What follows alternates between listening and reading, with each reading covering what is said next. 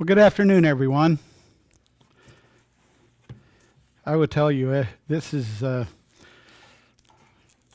just to be able to get together with everyone, enjoy a meal. I told the ones here, for those on the West Coast, I don't know, but I told the ones here I'm speaking today, so make sure you get another cup of coffee. Maybe make sure it's the strong coffee. So anyway, I've also said if I can serve you, that's what the job of the ministry is, to serve. If I can serve you by taking a nap, as long as you don't snore and keep the other people distracted, we'll even let you do that. Please turn over to Leviticus 23. In starting this sermon, I'd like to remind you of a very clear scripture that God gave to the Levites through Moses and recorded for our day, specifically directed to the church leaders and to the teachers as well. Leviticus 23, and we'll start in verse 1.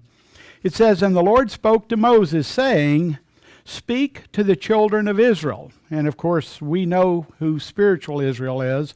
"And say to them, The feast of the Lord, which you shall proclaim to be holy convocations, these are my feasts. 6 days shall work be done, but the seventh day is a Sabbath of solemn rest, a holy convocation. You shall do no work in it. It is the Sabbath of the Lord in all your dwellings. These are the feast of the Lord, holy convocations, which you shall proclaim in their appointed times." You know, there's probably some that could make the case in this age that we all have our Bibles to read. We all have God's Spirit to help us understand. And therefore, we can do all of this ourselves. This was a time when there were no widely available written material and all of that, and the priest was very necessary. But I will tell you, I remember back 20 or 25 years ago, and the circumstances that were extant in just a few short years when they were not, let's say, focused on. Not only were the holy days forgotten, they actually became despised, and those that continued to observe and keep them were put out of local congregations. Now, let's make no mistake about it, God does hold everyone accountable for their own actions. You can't get a pass on, well, this is not for me. But I will also tell you that God holds the teachers and the leaders more accountable because they have influence on more people. Exodus chapter 12, just turn over to Exodus 12. It says in verse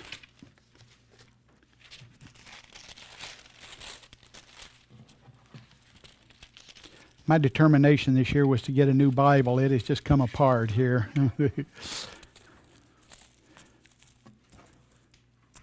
Exodus 12, and we'll start in verse 15. It says, 7 days you shall eat unleavened bread. On the first day you shall remove leaven from your houses.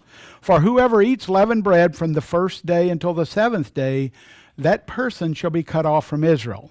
On the first day there shall be a holy convocation, and on the seventh day there shall be a holy convocation for you. No manner of work shall be done on them, but, and God makes an exception, knowing that we're humans, and there's not always a time to have a preparation day, but that which everyone must eat, that only may be prepared by you. So you shall observe the feast of unleavened bread, for in the same day I have brought your armies out of the land of Egypt. Therefore you shall observe this day throughout your generations as an everlasting ordinance. In the first month, on the 14th day of the month at evening, you shall eat unleavened bread until the 21st day of the month at evening. For 7 days no leaven shall be found in your houses, since whoever eats what is leavened, that same person shall be cut off from the congregation of Israel, whether he is a stranger or a native in the land. You shall eat nothing leavened. In all your dwellings you shall eat unleavened bread. And just skip to the next chapter, to chapter 13, and we'll pick it up in verse 4. Exodus 13:4. On this day you're going out in the month of Abib, and it shall be when the Lord brings you into the land of the Canaanites and the Hittites and the Amorites and the Hivites and the Jebusites, which he swore to your fathers to give you, a land flowing with milk and honey, that you shall keep this service in its month. 7 days you shall eat unleavened bread, and on the seventh there shall be a feast to the Lord. Unleavened bread shall be eaten 7 days, and no leavened bread shall be seen among you, nor shall leaven be seen among you in all your quarters. And you shall tell your son in that day, saying, and again, there is a responsibility for parents to not only do this, but also to pass it on to their children. This is done because of what the Lord did for me when I came up from Egypt.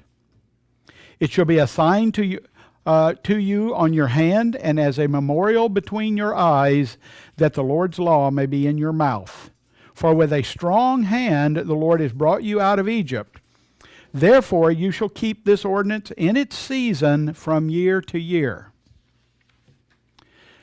On the first day, Steve mentioned in the sermon that as near as he could estimate, just going around the people that were in the room, there were about 800 total years of experience represented just in this room. And being an engineer, that sparked something in me, and I'd just like to share it with you. And of course, any hypothesis or any statement is based on assumptions. So let me give you the assumptions first. The assumptions are, let's say the bride is made up of 144,000, and let's say that each one of those has an average of 40 years from the time of they started their journey till they ended. The bride-to-be of Israel would have a total of 5,760,000 years of total experience. It astounded me of the number of that, but that's the total human experience of trying to live God's way. Now, before we get too puffed up, remember, we're referred to as children, and we're referred to by Christ and by John as little children. So let's don't get too puffed up about those big numbers. We might be a bit seasoned, but don't forget God is the Ancient of Days, and He is the one that claims to be that. Brethren, we're here today because God has commanded us to keep this day, the first of 3 holy day seasons, but we're to do more than just to observe it. We are to use this day and all of the holy days as a special time to focus on the meanings of what these periods represent. Unlike the world's holidays that are just empty, it's sort of, I'll just relate it to me. It's sort of like me getting over at the dessert table and eating all of this chocolate and how great it is until about an hour later. And then I've got a headache and I just want to go off in a corner and die. That's the way the world is. But God's holy days are much different. Again, I want to refer to something that Steve said on the first day. And that is, if all we focus on leading up to the period is to remove the physical leaven from our homes, all we've accomplished is spring cleaning. Brethren, if all we accomplish from keeping the 7 days of unleavened bread and to sit together and enjoy the fine food and the fellowship, all we've gained are a few pounds, maybe more.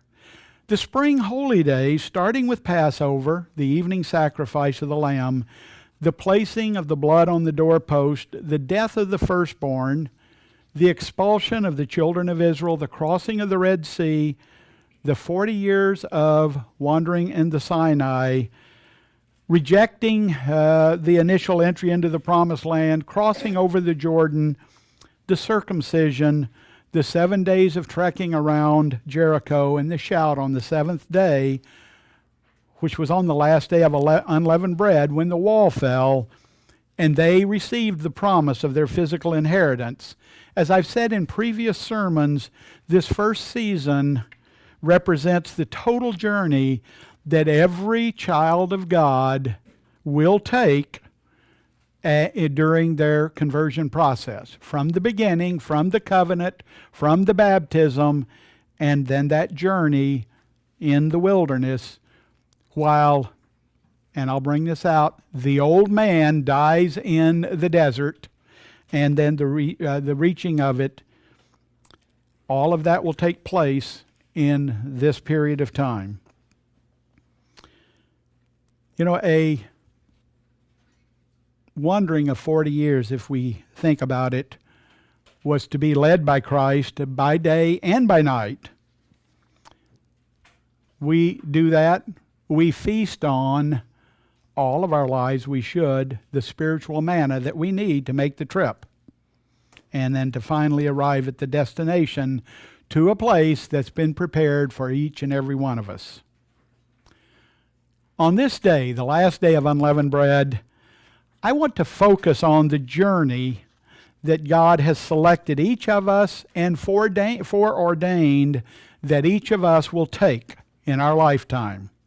To the end, I hope that we will be very encouraged and strengthened during these very unsettling and very uncertain times as we look around us and even as we look ahead of us. You know, I don't know about you, but I think if we look around us and we see what man is doing, it's an impossible task to get through this. There is no hope. The future is very dark. But as we see, God and Jesus Christ are our constant companion, our rock, our teacher, our friend, our protector in all of our lives. And if we see that, and the more we see that, we can be refreshed and we can be encouraged to move forward. I think before we start to examine the aspects of the journey, I want to get a clearer perspective of ourselves, who we are. Turn over to 1 Chronicles chapter 29. We're going to look forward by looking back here. 1 Chronicles chapter 29.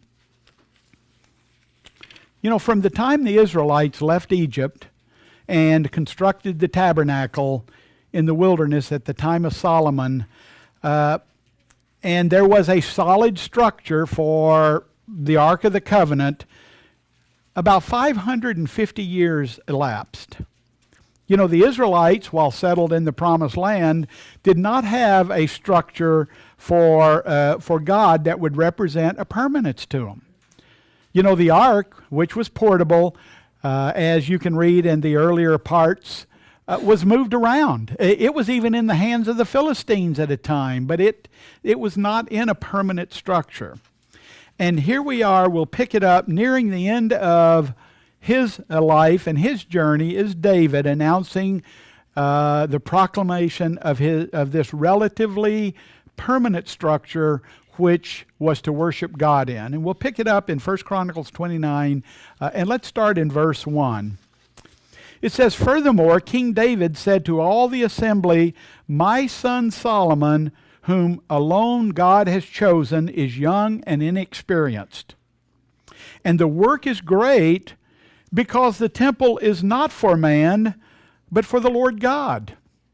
Have we ever considered the weight of the responsibility of us and what God is doing to us is not for man? We're doing what we're going through because God is creating something. You know, David had an understanding and an awe of the magnitude of what they were constructing. You know, do we all have a complete appreciation of the fitly framed building that we're participating in? Just hold your finger in 1 Chronicles and just turn over to Ephesians 2. We'll be right back in 1 Chronicles. I just want to just let this one settle in our minds. Because just as David felt the weight of responsibility, brethren, we should feel not only a weight, but an extreme appreciation for what we've been called to. Ephesians 2 and verse 20, and I'm just going to break into it, says, "Having been built on the foundation of the apostles and prophets, Jesus Christ himself being the chief cornerstone, in whom the whole building being joined together grows into a holy temple in the Lord, in whom you also are being built together for a dwelling place of God in the Spirit. To me, that's just astounding to think of what we've been called to do. And again, as David was building a physical temple, he realized the weight of that. Back to 1 Chronicles 29, and we'll start in pick it up in verse 2. David continues on, "Now for the house of my God I have prepared with all my might gold for things made of gold, silver for things made of silver, bronze for things made of bronze, iron for things of iron, wood for things of wood, onyx stones, stones to be set, glistening stones of various colors, all kinds of precious stones and marble slabs in abundance. Moreover, because I have set my affection on the house of my God, I have given to the house of God over and above all that I've prepared for the holy house, my own special treasure of gold and silver." You know, David put everything he had into this project, both from a national resource, which he had under his control, but also from his personal wealth. You know, if we were playing Texas Hold'em, David went all in. He didn't hold back. It's everything that he had at his disposal he put into building this because he realized the importance of it. Verse 10, "Therefore David blessed the Lord before all the assembly, and David said," and these words, let them sink into us, "Blessed are you, Lord God of Israel, our Father, forever and ever. Yours, O Lord, is the greatness, the power and the glory, the victory and the majesty, for all that is in heaven and in earth is yours. Yours is the kingdom, O Lord, and you are exalted as head over all." You know, there was none of this wee eyes look at this. David realized this was to God's glory and it was for God. And then he goes on to say, "Both riches and honor come from you, and you reign over all." David realized what they were giving to God, they were only giving back to him what was already his. He had given it to them. You know, there was no personal glory, there was no national glory in David's words. It was completely centered on God. "In your hand is power and might. In your hand is to make great and to give strength for all. Now therefore, our God, we thank you and praise your glorious name. But who am I and who are my people that we should be able to offer so willingly as this?" Did David go, "Look, we gave you everything that I hope you're pleased with that"? He said, "Who am I? Who are we that you have blessed us to be able to offer this to you? For all things come from you." And if we could just underline that in our hearts.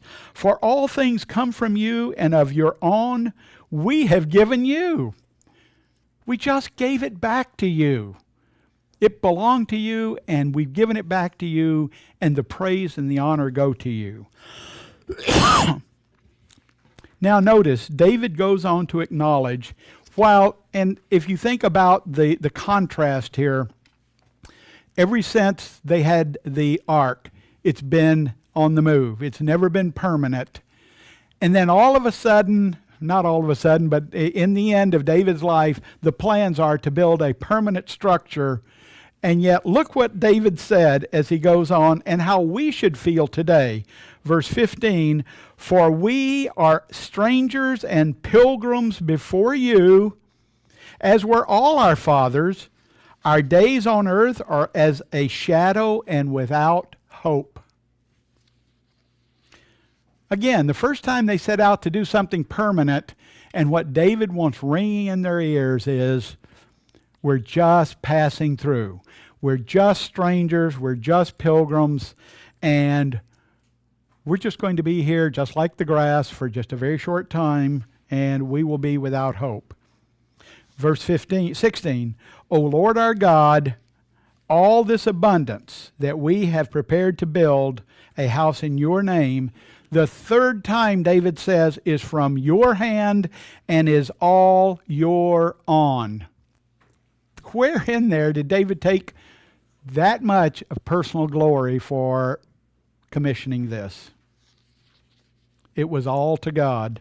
Verse 17, I know also, my God, that you test the heart and have pleasure in uprightness. As for me, in the uprightness of my heart, I have willingly offered all these things, and now with joy I have seen your people who are present here to offer willingly to you. You know, David wanted to make sure that the witness was delivered in a written record for those that came after him, that everything they had was provided by God at his pleasure, and the temple was to be a sign to point toward God. Continue, O Lord God of Abraham, Isaac, and Israel, our fathers, keep this forever in the intents of the thoughts of the heart of your people, and fix their heart toward you.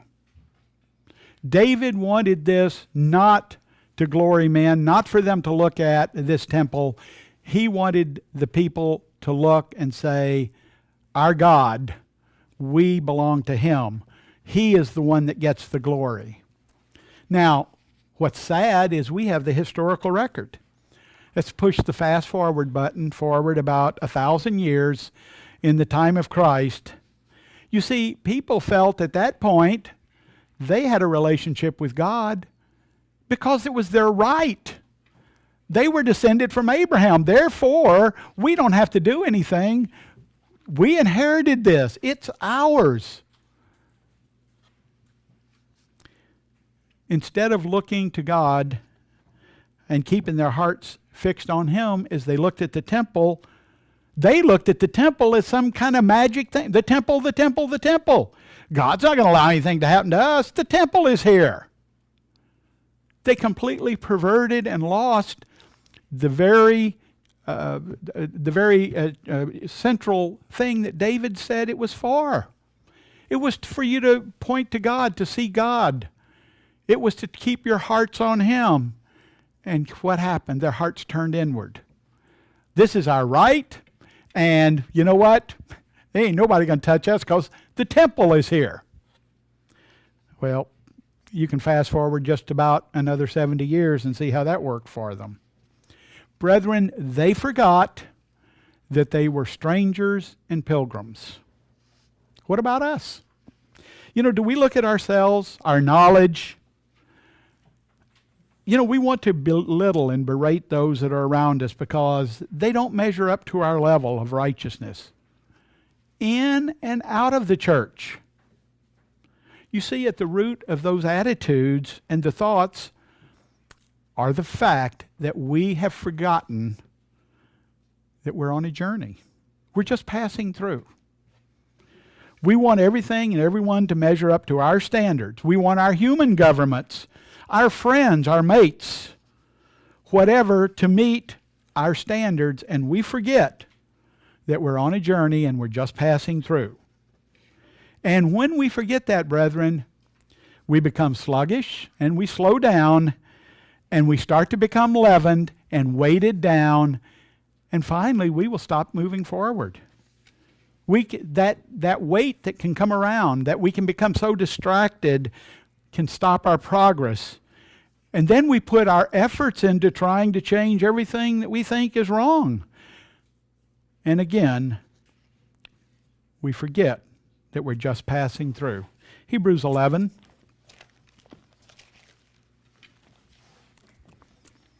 You probably don't even need to turn here. I'm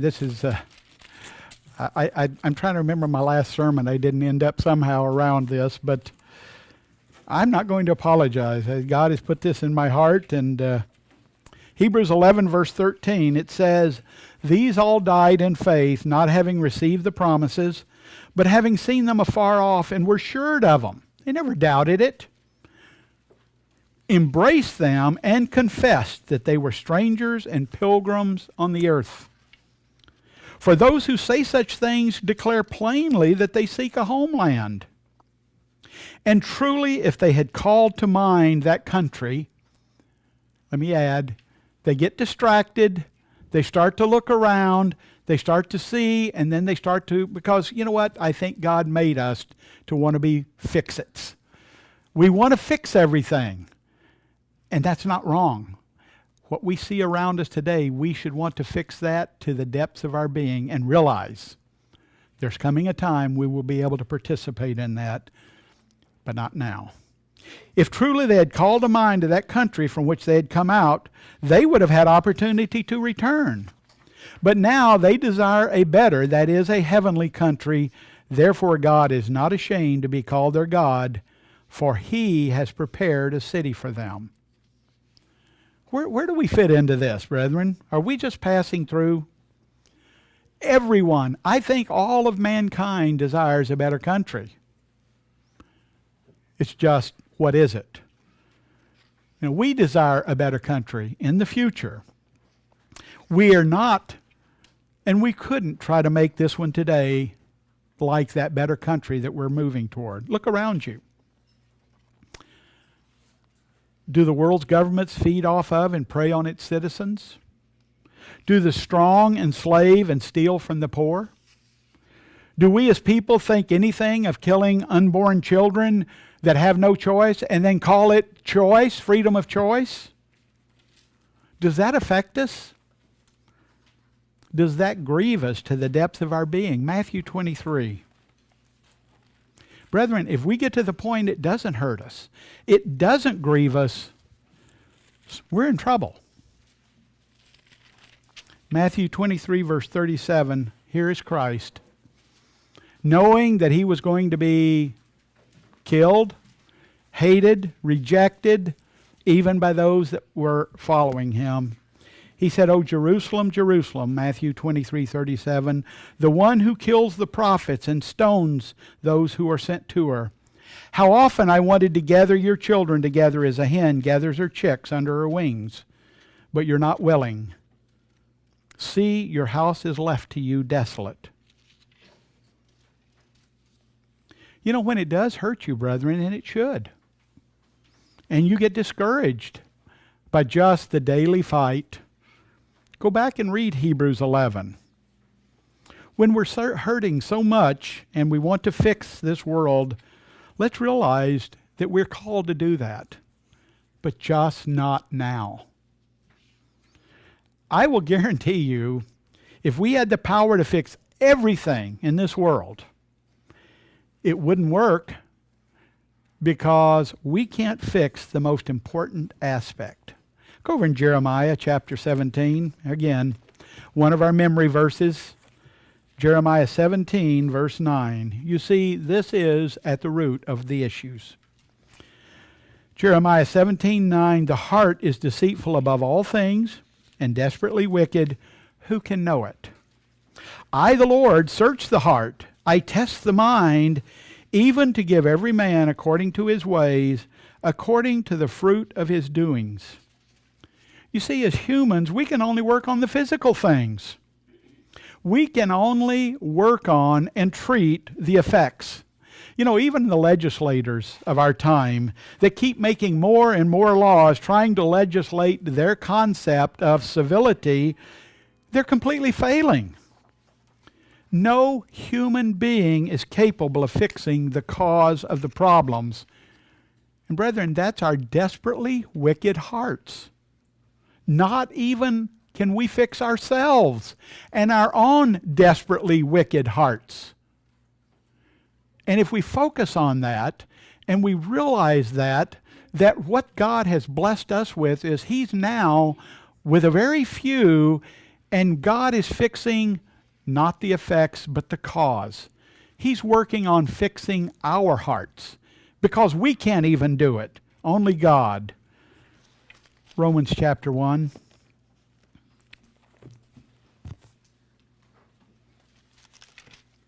Romans 1 and verse 28.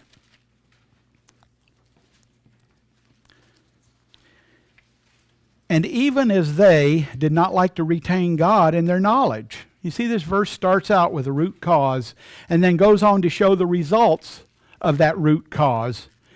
And as we're reading this, I ask you, can anyone fix this? God gave them over to a debased mind to do those things which are not fitting. Being filled with all unrighteousness and sexual immorality, wickedness, covetousness, maliciousness, full of envy, murder, strife, deceit, evil-mindedness. They are whisperers, backbiters, haters of God, violent, proud, boasters, inventors of evil things. That one really hits us in this generation. Disobedient to parents, undiscerning, untrustworthy, unloving, unforgiving, unmerciful, who knowing the righteous judgment of God that those who practice such things are worthy of death, not only do the same, but also those that approve of those that practice them. You know, back in the early days of television, when the channel selector only had 12 channels on it, and there were 3 networks, ABC, NBC, and CBS. They all went off at midnight, and there's a reason there was 12 channels. I'll tell you that one some other time. But back in the early days of TV, there was a TV show called Queen for a Day. Bob Barker, I don't remember who it was. I think it was Bob Barker. But there would be a lady that people would nominate, and she would come in, and they would sort of go through her life, and then they would give her this garland of flowers, and they'd put a crown on her, and her life was sort of out, and she was crowned queen for a day. What would I do if I was king for a day? And I mean, really, I am king for the day, and I have all the power. What would I do? I hope this sounds ridiculous. Okay, I'll go and repeal Obamacare. I'm going to put Social Security in a lockbox. I'm going to outlaw abortion. I'm going to repeal gay marriage. I'm going to shake that pompous little 28-year-old Hitler till his eye teeth rattle. I'm going to outlaw war. I'm going to legislate, everybody's going to be happy. Now, if you consider that a solution, it's like a mother going into their child's room, making up the bed, putting the toys away, cleaning it up, and thinking it's going to stay that way until they get to be adults. I thought you would see the folly in that. You see, brethren, we can't fix it because what's broken is in here, in all of us, not a few. And we are no different, except God has looked at us and said, I'm going to start fixing the insides of a very few now. And that leads us to the next logical question. If we aren't supposed to try to fix this, well, what are we supposed to do? You know, did God just intend for us to just be these passive punching bags that we go through life, and He's going to see how many times we get up after we get knocked over? I think my brother was in, not West Point, but he was an Aggie, and I remember in there they would take a pugil stick, and he would say they would punch him, and he'd go, "Thank you, sir, can I have another?" And they would hit him till finally they couldn't get back up. Is that what God's doing with us, just to toughen us up and, you know, you can't get me down? Is it just a test to see how much we can take? You know, are we just to keep a stiff upper lip and just endure it? Look over in John chapter 17.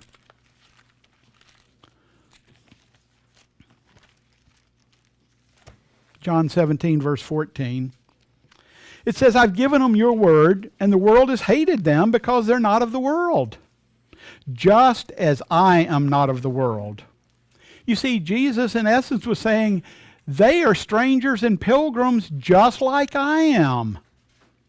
I do not pray that you take them out of the world, but that you should keep them from the evil one.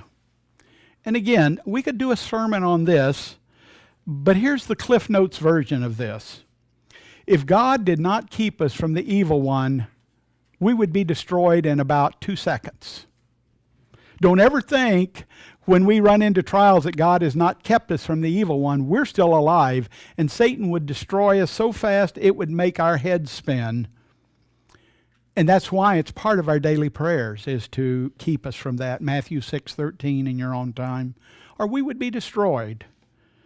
You know, Paul in 2 Corinthians 12:7 said that Satan was allowed to buffet him. And we do get buffeted. But remember, Satan can only do and can only go as far as God allows him. Verse 16 continuing, they're not of the world, just as I am not of the world. Sanctify them by your truth. Your word is truth. As you sent me into the world, I have sent them into the world, and for their sakes I sanctify myself, that they may also be sanctified by the truth. I do not pray for these alone, but also for those who will believe in me through their word. You know, it is very clear, brethren, that it was God's intent that we are in this world. That we are here, but that we're not a part of what's taking place. We are in this world, brethren. We feel the pain. We feel the sting of sin. Ours, as well as others. Why? Knowing we can't fix what's broken in mankind, knowing it will injure and in some cases cost us our lives, God intended that we remain on this earth and make this journey. Why? Numbers 32.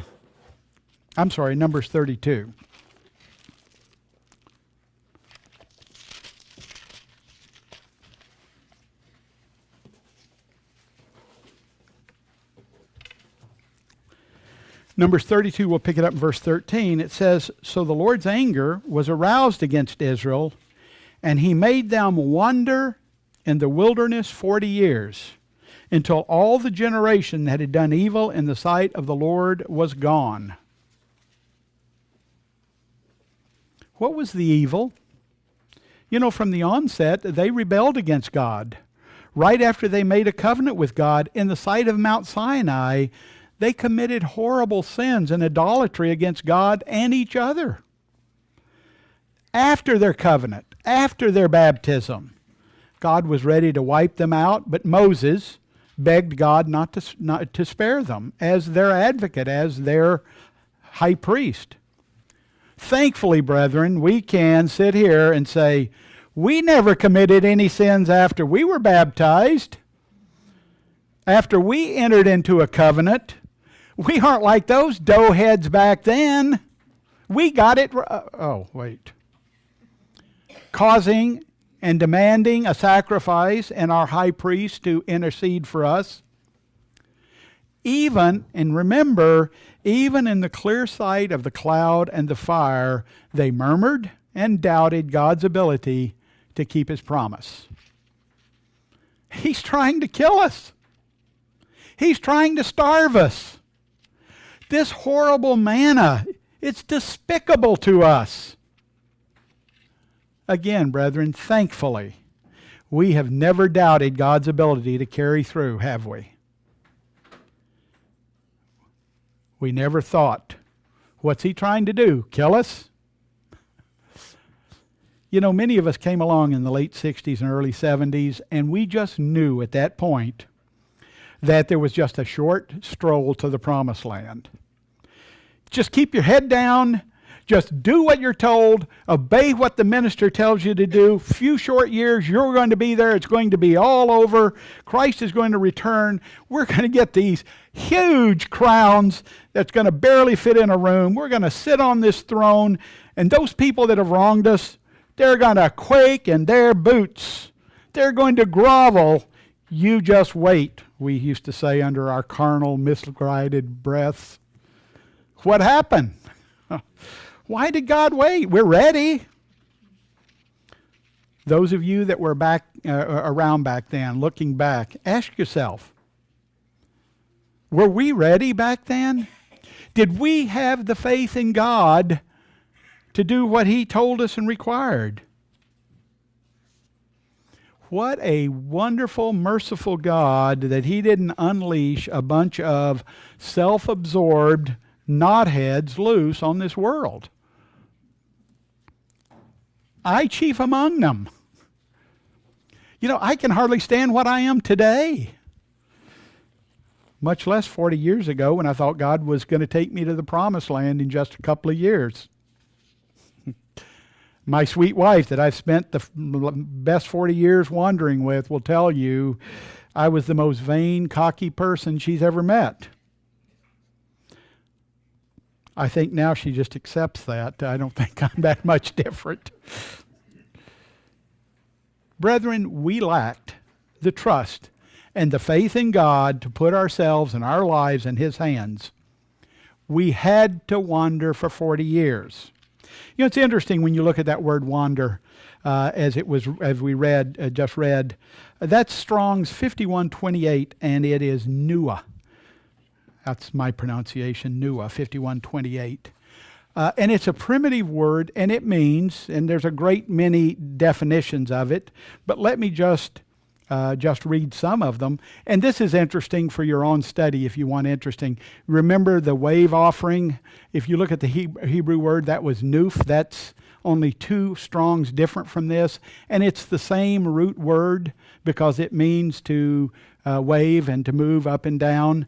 Nuah and nuf are from the same word. So there's your piece of steak. You go tear it off and digest that one. But it means to scatter, to sift, to be a vagabond, to wander. You know, when you consider wandering for 40 years, at first blush, it seems that God just let them kind of aimlessly wander around on their own till their fathers died. And brethren, that's just not so.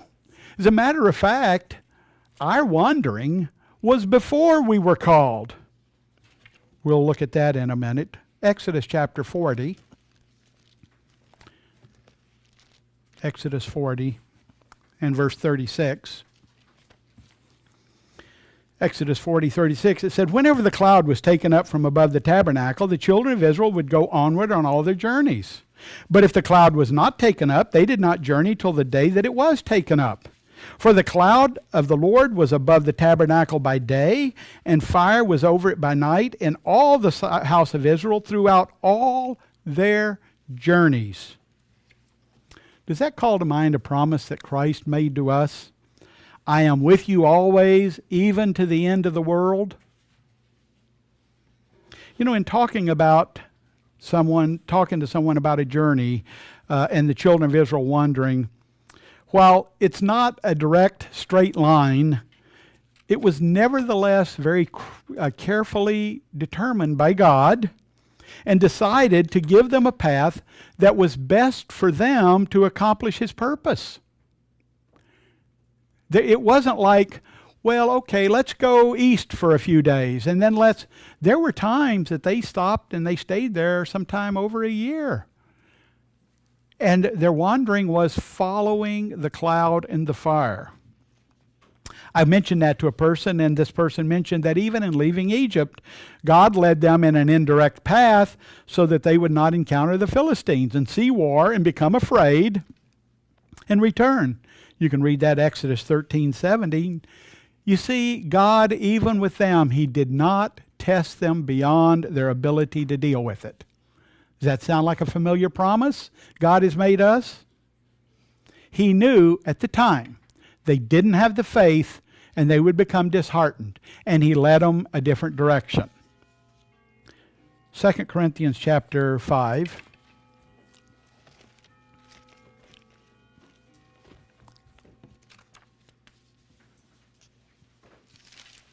You see, brethren, we are wandering as strangers and pilgrims, but it's not a misdirected, unguided, aimless wandering.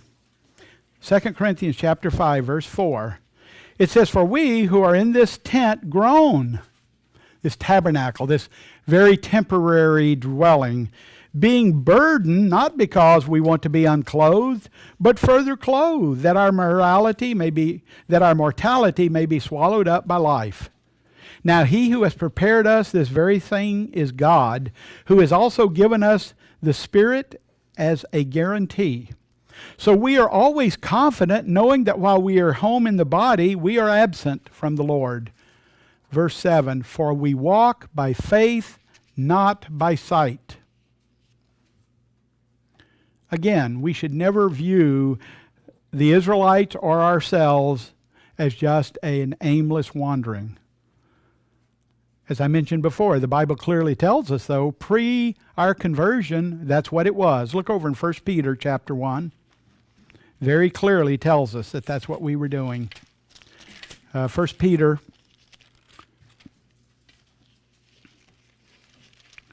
1 and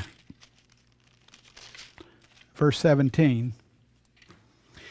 It says, "And if you call on the Father, who without partiality judges according to each one's work, conduct yourself throughout the time of your stay here," and that word is your sojourning, "in fear, knowing that you were not redeemed with corruptible things like silver or gold from your aimless conduct received by tradition from your fathers."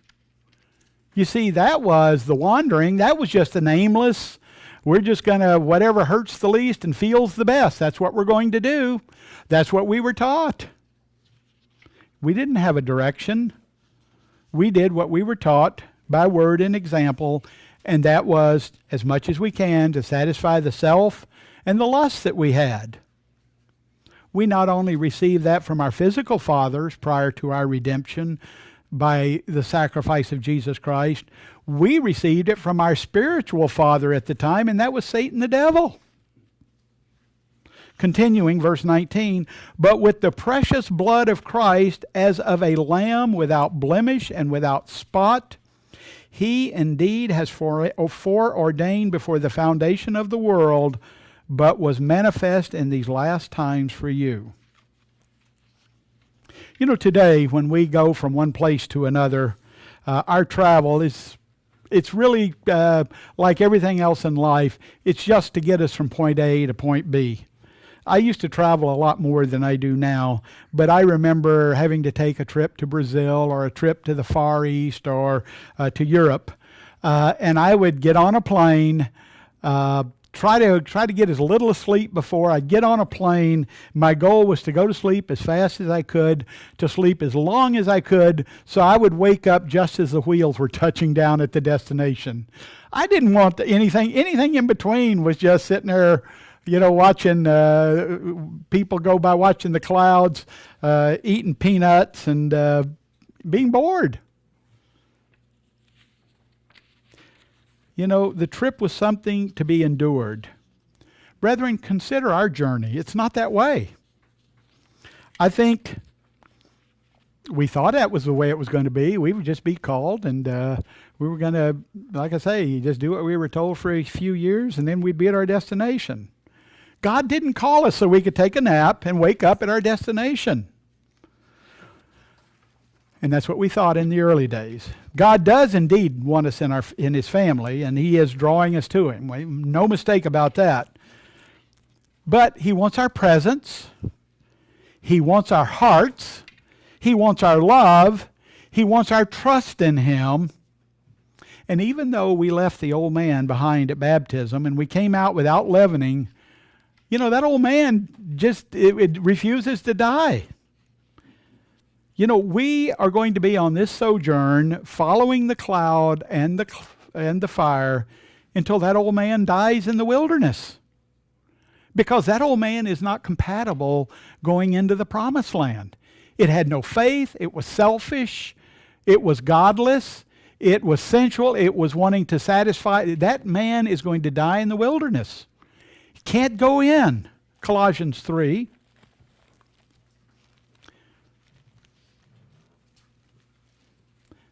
This journey is to put us in circumstances that will, coupled with God's Spirit, allow us to see that, allow us to see the necessity of it, give us strength to do it, and mercy and forgiveness through His Son when we slip. Colossians 3 verse 1. If then you were raised with Christ, seek those things which are above, where Christ is, sitting at the right hand of God. Set your mind on things above, not on things of the earth. For you died, and your life is hidden with Christ in God. When Christ, who is our life, appears, you will also appear with him in glory. Therefore, put to death your members which are on the earth. The old man, the one that followed us and then sprang back up as we came out of baptism. The leaven that keeps coming back on top of us and dragging us down. Fornication, uncleanliness, passion, evil desire, covetousness, which is idolatry.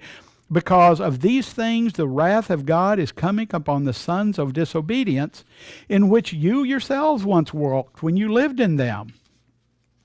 And we understand that no longer walking is a process, not an event.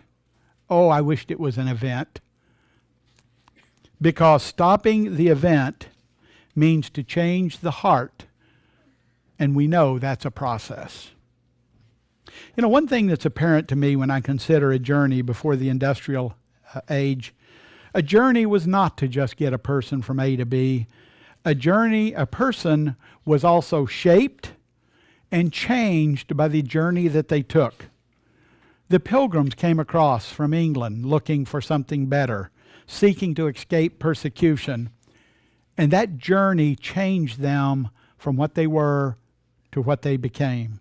The Lewis and Clark expedition, they set out, and that journey to the west coast of Oregon changed every one of those that was on that journey.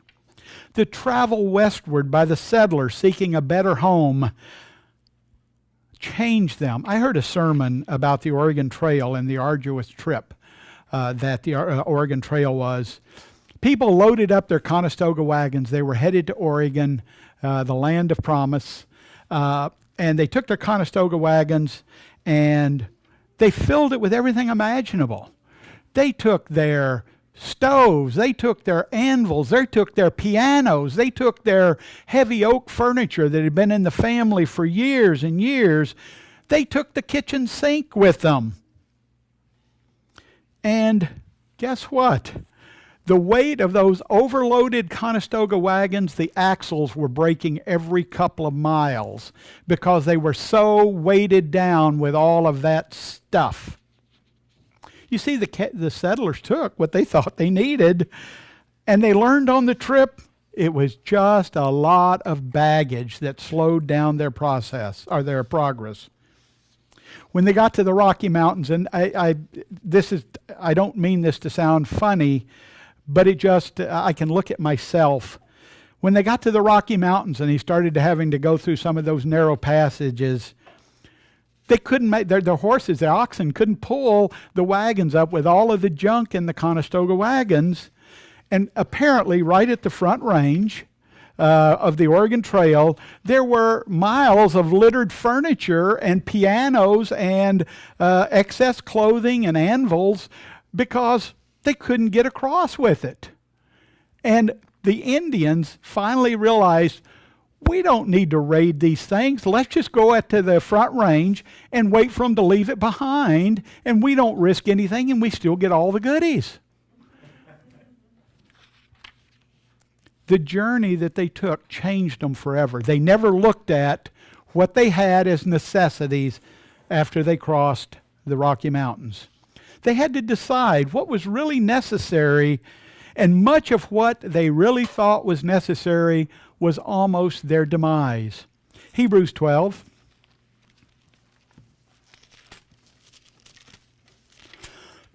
Hebrews 12, verse 1. It says, there we also, since we are surrounded by so great a cloud of witnesses, let us lay aside every weight and the sin which does so easily ensnares us, and let us run with endurance the race that is set before us. You can't run if you're dragging a piano with you. Looking unto Jesus, the author and finisher of our faith, who for the joy that was set before him endured the cross, despising the shame, and sat down at the right hand of the throne of God. For consider him who endured such hostility from sinners against himself, lest you become weary and discouraged in your souls. How much baggage do we drag through this life thinking it's a necessity, when really it just weighs us down? Not only are we just passing through on this pilgrimage, this journey, brethren, is shaping us and changing us into ways we could never have anticipated. And you know what? We're the ones that pick up the baggage through life. It will eventually, as I said, it'll eventually weigh us down and stop our forward progress. And this isn't from God. Matthew 11. See, we're offered just the opposite.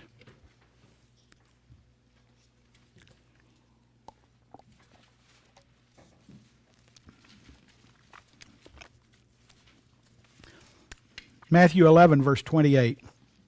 Christ said, "Come to me, all you who labor and are heavy laden, and I will give you rest. Take my yoke upon you and learn from me, for I am gentle and lowly in heart, and you will find rest for your souls. For my yoke is easy and my burden is light." If you want a title for today's sermon, it is "My Burden is Light." If you think about it, the term pilgrim and baggage are mutually exclusive. In the early 60s, I went into the military. Everything I owned in the world fit in a duffel bag. Everything I had, I think it was about 65 pounds, but it fit. That was my total possessions. I was a pilgrim. In 1968, I moved from Fort Bragg, North Carolina to Fort Huachuca, Arizona. Everything I owned in the world fit in my Mustang. I had a trunk in the back and a little in the passenger seat, but everything I had fit in the Mustang. I was a pilgrim. When I moved here to Illinois in 2003, it took an 18-wheeler, half of a moving van, 2 weeks to pack, and a month's worth of wages to get here. Do we pick up baggage through life? The Israelites moved to Egypt so the land could serve them. And it did for a while. But true to man's ways, after a few generations, they ended up serving the nation. When we're young, and forgive me, young people, when we were young and foolish, we accumulated stuff to serve us. Cars, boats, airplanes, computers, televisions. None of those wrong. Don't get me wrong, I'm not. But those were to serve us. And again, nothing in them wrong. But as time goes on, these things that we accumulated to serve us, we end up serving them. Maintenance, gasoline, insurance, upkeep, taxes, and.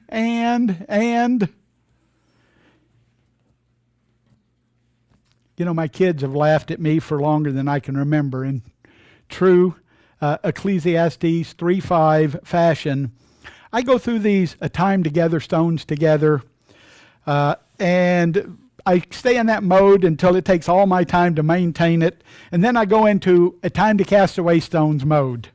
And I get rid of all that stuff, and then I forget the pain, and I go, I think I'll get that, and first thing you know, I'm back in the gathering stones together.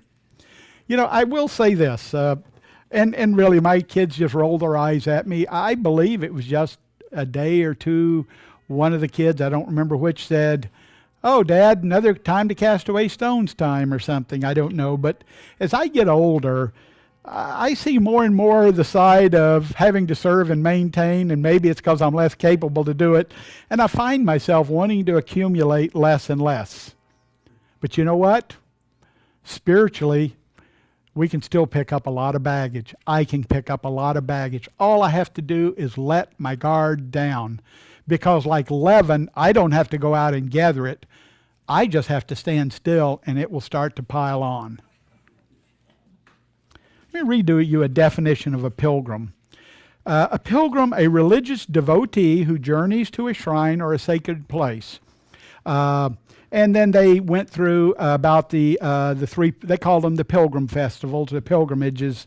And those are the three, the spring, the summer, and the fall holy days, when the Israelites that lived in Judah made their pilgrimages, to Jerusalem. Every major religion has pilgrimages. The Muslims, and they take their Hajj, and once you go, you're known as a Haji, and the Christians go to the Holy Land, but unless you're Catholic, and then you go to the Vatican or whatever. But there seems to be, and I think God put it in us to make a journey, to be a pilgrim. But brethren, we are on a pilgrimage to a sacred place. But just as Christ told Pilate, it's not of this world. It's not a place that we can put in Google Maps and come up with it. It won't show up. And for that reason, the world thinks we're nuts. You're doing what? Come tell him what you just told me. It doesn't make sense that you're doing. You're going to let this. You're going to lose your job. You're going to lose this. You're going to let this happen, and you can't even show me where you're going. One who embarks on a quest for something conceived of as sacred, a traveler. Brethren, the very obvious reason that we're to take this journey is to allow ourselves to be shaped and fashioned by the events and experiences we encounter on the way. You see, we don't run into them by happenstance. It's not an accident. We are being led and directed every step of our life if we will follow the cloud and the fire. And God has promised us that if we do that, during that journey, when we come out the other side, that old man is going to be dead in the desert. And what goes across is the only thing that's fit to go across, and that's the heart that God has allowed to be built in us, that we've allowed God to build in us. There's no shortcut. There's no easy way. We can't get here and get on a plane and go to sleep and wake up there. That doesn't change us. That doesn't affect us. And we have to be. We experience living God's way in Satan's world, and it has to be felt, it has to be learned, and it has to become, as I've said, part of our DNA. What's interesting is even on this journey, God's promised us He would take care of our physical needs. We shouldn't be taking anxious thought. We here in Warden over this last week have experienced some very dramatic events that God took care of us. He knew what we needed, and He saw that we had them. And there is not a person sitting here that can glory in that. God did it for us. He will take care of us throughout our life so that we can focus our energy on this spiritual journey we're on and to learn the invaluable lessons from this trip. It will change us. Look over in Deuteronomy chapter 8.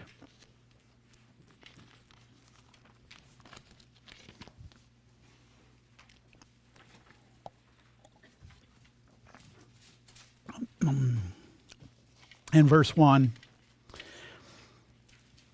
says, "Every commandment which I have commanded you today, you must be careful to observe, that you may live and multiply and go in and possess the land of which the Lord swore to your fathers. And you shall remember that the Lord your God led you all the way these 40 years in the wilderness." Again, we didn't aimlessly wander with no purpose. The purpose of the trip was to change us, to see the miracles of God as He delivered us from our trials, to humble you and test you and know what was in your heart, whether you would keep His commandments or not. So He humbled you, allowed you to hunger, and fed you with manna, which you did not know, nor did your fathers know. Yes, you got hungry, but He fed you. You got thirsty, but He gave you water to drink. He allowed you to encounter huge, unseemingly unscalable obstacles. And then He delivered you. Why? That He might make you to know that man shall not live by bread alone, but man lives by every word that proceeds out of the mouth of the Lord. You know, we're to be changed by this journey from a puffed up, self-important, self-reliant, vain, cocky, self-trusting person to one that knows that our Father will deliver us and take care of us. And while we're on this journey, our physical needs will be provided by Him. Continuing on verse 4, your garments did not wear out on you, nor did your feet swell these 40 years. You should know in your heart that as a man chastens his son, and that chastens is to train and to teach, which is why we're on this journey. We're taught and trained to rely on God, that we are to live by every word that comes out of His mouth. So the Lord your God chastens or trains you. Therefore you shall keep the commandments of the Lord your God, to walk in His ways and to fear Him. Brethren, we, with God's Spirit, must learn the destructive, hurtful nature of the tree of the knowledge of good and evil. It has to become part of who we are. You know, at the end of the Bible, in fact, turn over to Revelation 21, the closing chapters, we're given a vision of a time that while we read these words, what is described is almost beyond our comprehension. You know, we're not just observers in this, but we're also here to see and to feel and to hurt, and with God's Spirit to understand to the depths of our being how much Satan's ways are destructive. Revelation 21 verse 3, and I heard with a loud voice from heaven saying, behold, the tabernacle of God is with men, and He will dwell with them, and they shall be His people. God Himself will be with them and be their God, and God will wipe away every tear from their eyes. There shall be no more death, nor sorrow, nor crying. There shall be no more pain, for the former things have passed away. Then He who sat on the throne said, behold, I make all things new. And He said to me, write, these words are true and faithful. He said to me, it is done. I am Alpha and the Omega, the beginning and the end. I will give to the fountain of water of life freely to him who thirsts. Now, brethren, we have been called as firstfruits to help and to serve and to lead and encourage the remainder of mankind through their pilgrimage. And we can only do that because of the experiences we had while we made that journey. None of us would think of taking a guide that had never been down a trail.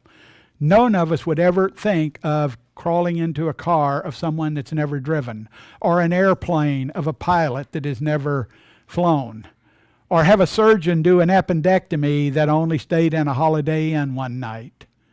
We would never think about that.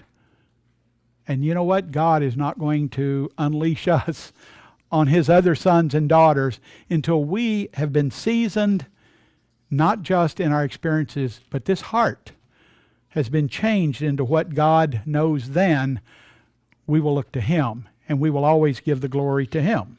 We will be experienced guides, and we will clearly know what lies just ahead of them. Why? Because we were there too. If we can get that vision in our minds, relying on God's promises, let Jesus Christ sacrifice and let Him lead us, nothing will distract us from our calling and the priceless potential as the bride of Christ. Final scripture, 1 John 2. 1 John 2,